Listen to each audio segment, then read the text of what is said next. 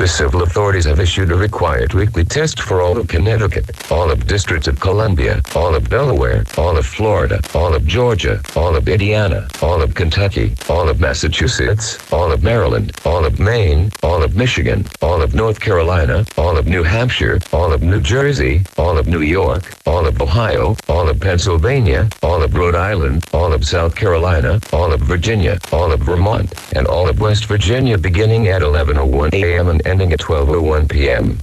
Test message EAPAWS open cap EAS feed configuration test message.